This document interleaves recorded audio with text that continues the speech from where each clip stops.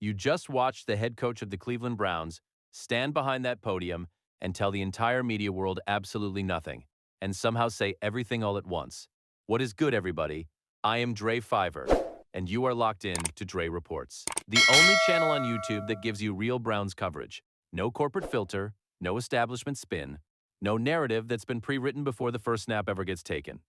And today, we are sitting down and fully dissecting the close of the 2026 mandatory minicamp at Cross Country Mortgage Campus in Berea, Ohio. Because what just happened over those 3 days, June 9th, 10th, and 11th, has cracked open a quarterback story in Cleveland that some people in the media establishment were absolutely certain they had already figured out. They had already written the conclusion. They had already decided who was going to be the guy. And Shedeur Sanders walked out onto that practice field and made a mess of every single one of their narratives. He forced TODD MONKEN'S hand. He made it impossible to simply wave him aside. And Mary Kay Cabot, once again for what feels like the 100th time this spring, walked into that press conference with her question locked and loaded and walked out with nothing but Monken's patient, unmoving wall staring back at her. And I am here to tell you exactly why that wall is the best news Shedeur Sanders has had all offseason. But before we get into the minicamp details, before we break down every quote and every rep and every signal coming out of Berea, we need to understand the full arc of this story. Because this quarterback competition did not start in June. This thing has been building since the moment TODD Monken walked through the door as the new head coach of this franchise. Let's go all the way back to the NFL Scouting Combine in February, when Monken first sat down in front of reporters and laid out his philosophy. He was asked directly about his quarterback situation, about Shedeur Sanders, about Deshaun Watson, about Dylan Gabriel, and what was his answer? To be determined, not Watson, not Sanders, not a coronation for anybody. He said the plan was to be determined, and he meant it. According to reporting from that period, Monken made clear that reps would not be distributed equally, but would be spread in a way designed to give his coaching staff the best possible opportunity to evaluate whoever was on the roster at every position. He was building a process, and the media, being what the media is, immediately started trying to fill in the blanks that Monken refused to fill in himself. And what did that media-generated narrative look like? It looked like this. Deshaun Watson is the veteran. Deshaun Watson has the experience. Deshaun Watson is better suited to a pro-style system like the one Monken runs. Deshaun Watson has the inside track. That was the storyline that got pushed out of Berea week after week throughout the voluntary OTAs. And to be fair to the reporters covering this team, there was something to it early on. Watson was getting substantial first-team reps. He was the name. He was the established presence in the room. And Shedeur Sanders, a second-year quarterback coming off a rookie season that had its share of rough moments, was being evaluated, being developed, being kept in competition without any real indication that he was winning it outright. As reporting noted in the lead-up to minicamp, Watson appeared to have the upper hand for much of the spring based on his athleticism and experience. And the expectation from inside certain corners of the Cleveland media was that minicamp would essentially serve as a coronation. That Monken would wrap the 3 days, look at his depth chart, and tell everybody Watson was the guy going into training camp. That is what they expected. That is what they were waiting for. And Shedeur Sanders had other ideas.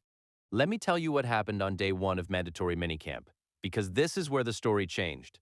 June 9th, Sanders steps out onto that cross-country mortgage campus practice field, and he is the first quarterback to line up with the first-team offense in the 11-on-11 drills.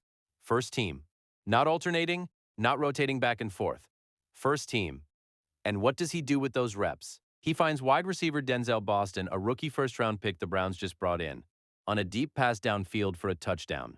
Then, he finds wide receiver Isaiah Bond on another deep shot for another touchdown. 2 big plays, 2 deep balls, 2 touchdowns, in 11-on-11 competitive work on the first day of mandatory minicamp. And when the media came to TODD Monken after practice and asked him about Sanders, Monken said point blank, and I want you to hear this, he did a nice job today, he's been getting better and better with each practice day. Getting better and better with each practice day. That is your head coach telling you the trajectory is going in the right direction. That is not a throwaway comment. That is a man who has been on that field every single morning watching both quarterbacks and making notes. And the notes he is sharing with the public about Shedeur Sanders are positive. Consistently positive. Day 2, Sanders rotates to second-team reps as part of Monken's structured evaluation process, and he continues to make plays.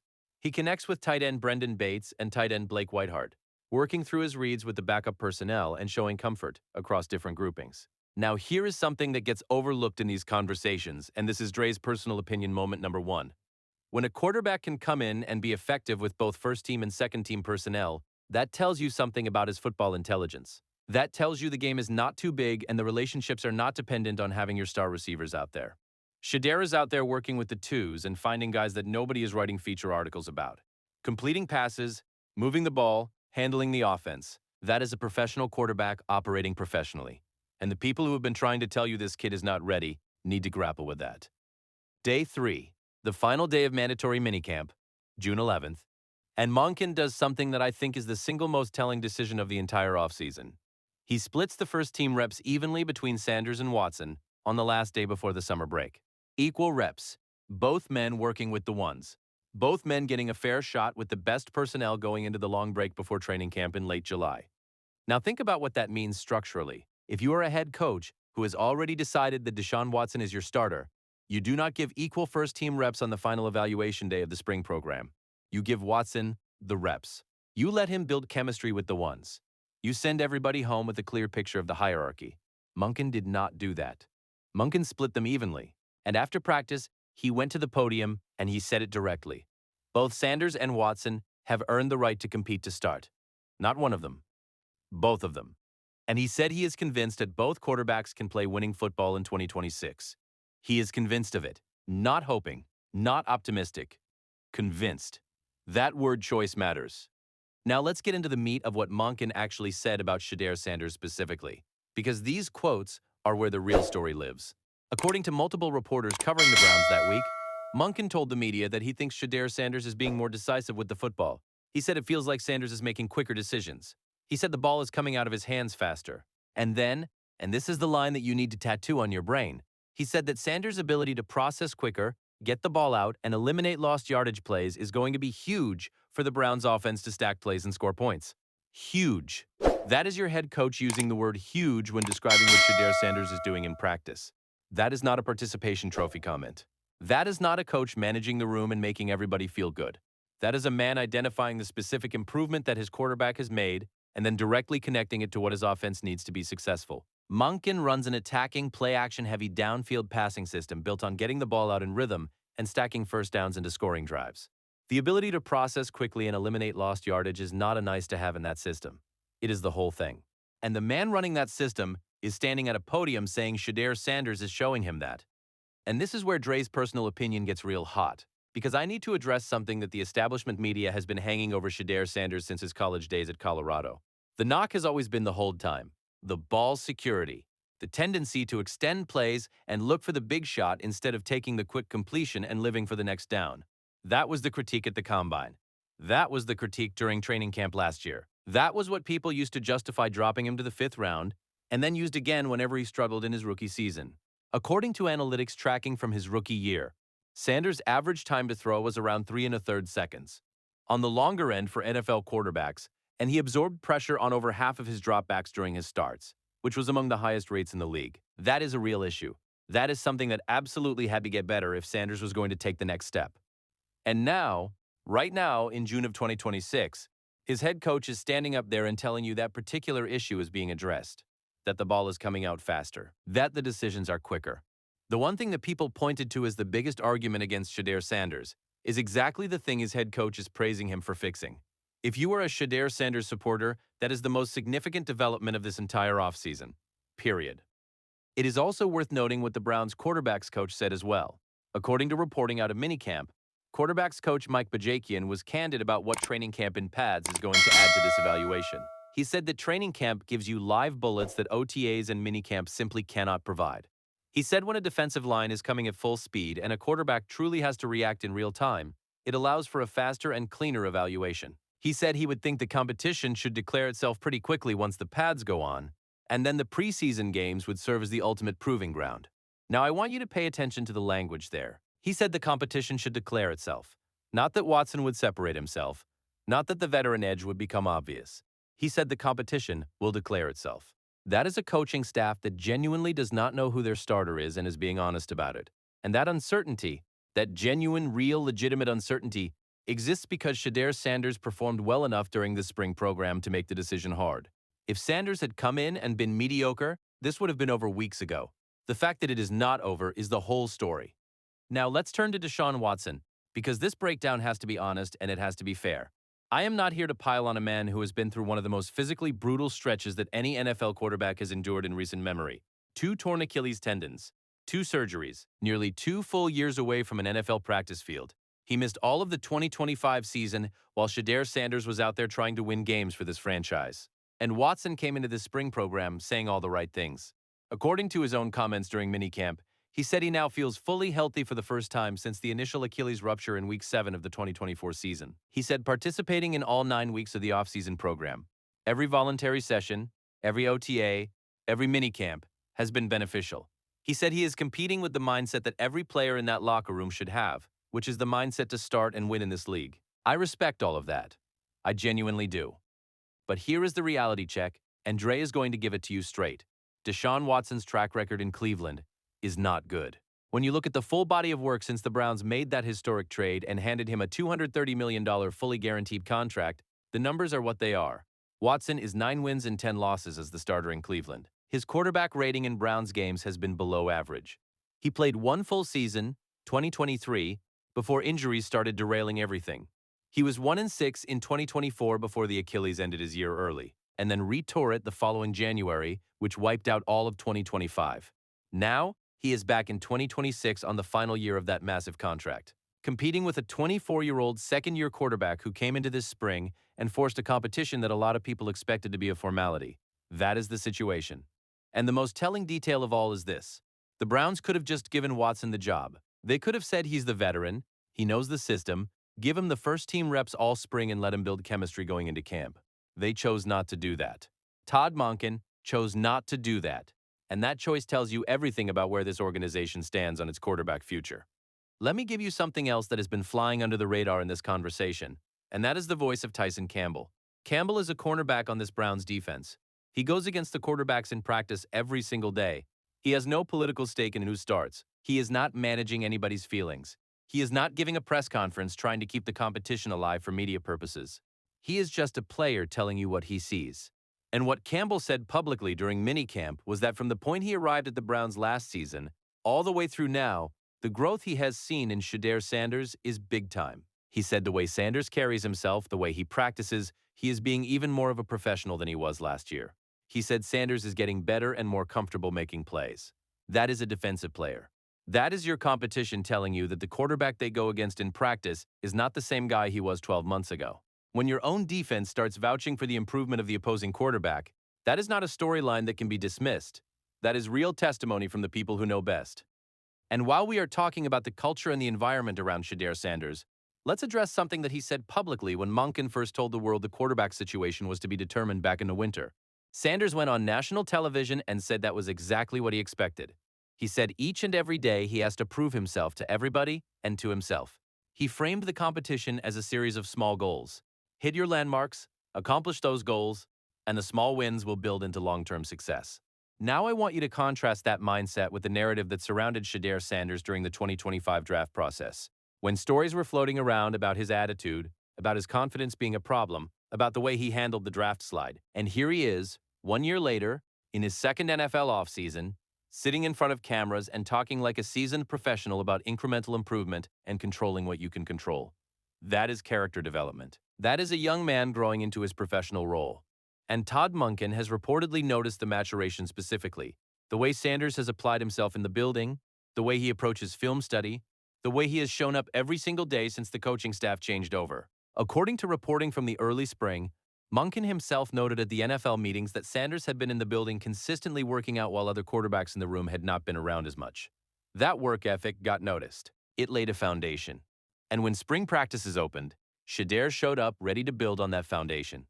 Let's also spend a moment on Dillon Gabriel, because this conversation would be incomplete without acknowledging what has happened to him in this competition. When the Browns drafted Gabriel in the 3rd round of the 2025 draft, ahead of Shedeur Sanders, who slipped all the way to the 5th round, there was a contingent of people who thought Gabriel might be the guy that pushed Sanders out of the picture. That was a real narrative. Gabriel had the college pedigree, the accuracy numbers, the system fit profile. But right now, heading into this summer, the honest truth is that Gabriel has become an afterthought in this quarterback competition. The evaluation has come down to Sanders and Watson. Gabriel is in the room. He is still on the roster. But the head coach and the coaching staff are spending their media time talking about 2 quarterbacks, not 3. That tells you where the evaluation stands on Gabriel. And the fact that Sanders has separated himself from his fellow second-year quarterback, the guy who was drafted multiple rounds ahead of him, is yet another piece of evidence that the fifth-round pick out of Colorado is doing something right. Now, here is Dre's personal opinion on the media dynamic, and I am going to be direct about this, because it needs to be said. There is a section of Cleveland's sports media establishment that has never, not once, given Shedeur Sanders a fully open-minded evaluation. And I want to be specific about what I mean by that, because this is not just hot take territory. When Watson was getting most of the first-team reps early in OTAs, the coverage was essentially, the competition is progressing as expected. Watson is showing his experience. When Sanders started closing the gap in the final weeks of OTAs, the coverage hedged, well, it's not pads, well, we'll see when the competition gets real. Well, Watson's athleticism and experience still matter. When minicamp opened and Sanders had a big day one, some of the same voices that had been talking about Watson's edge immediately started adding qualifiers. It's not pads, it's not a real game. We need to see more. Nothing Shedeur does gets treated as settled evidence. Everything he does gets a footnote. And I am not saying reporters are obligated to crown him. I am saying the standard of evidence being applied to Shedeur Sanders would have already ended this conversation in Watson's favor if the results were reversed. That double standard exists, and it is worth naming. The preseason timeline is something that now becomes the central storyline heading into the summer. According to reporting around the close of minicamp, the competition could potentially run all the way through the first two preseason games, with the Browns playing at the Chicago Bears on August 15th and then hosting the Buffalo Bills on August 22nd. That is how deep into the evaluation process TODD Monken might be willing to go before making the call. And I want you to think about what that means for Shedeur Sanders. He is going to get preseason reps. He is going to get game reps with pads on. He is going to get live bullets, as the quarterback's coach put it. And if he performs in those preseason games the way he has performed all spring, decisively, efficiently, getting the ball out quickly, making the right reads, there is going to be no conversation left to have. The job is going to be his. And that is ultimately what this minicamp story is really about. It is not just about one 3-day practice camp in June. It is about a trajectory. It is about a young man who was written off at every single turn. Written off at the draft. Written off when he came in as a fifth-round pick behind a third-rounder. Written off when he had a rough rookie season behind an offensive line that gave up pressure on over half his dropbacks. Written off when a new head coach came in and said the job was up for competition. At every junction where someone was given an excuse to dismiss Shedeur Sanders, they took it. And at every junction where Shedeur Sanders could have folded, he went back to the practice field and made plays. He threw deep touchdowns to Denzel Boston and Isaiah Bond in 11-on-11 minicamp drills. He connected with tight ends, running backs, and receivers across 2 different teams' worth of personnel. He earned praise from his head coach, his position coach, and his own defensive teammates. And he forced TODD Monken, a man who could have easily handed the job to the veteran with the massive contract and called it a day, to go to a press conference and say that both quarterbacks have earned the right to compete and that he is convinced both can play winning football. Mary Kay, I say this with respect. TODD Monken is not going to give you that answer until he is good and ready. And the reason he is not ready is because Shedeur Sanders will not let the conversation be over. The kid is not done. He is 24 years old. He is in his second year. He switched his number to 2 before this season as a statement of intent, and he has been in that building putting in work since the moment the last game of 2025 ended. He is not here for a participation trophy. He is here to win a job.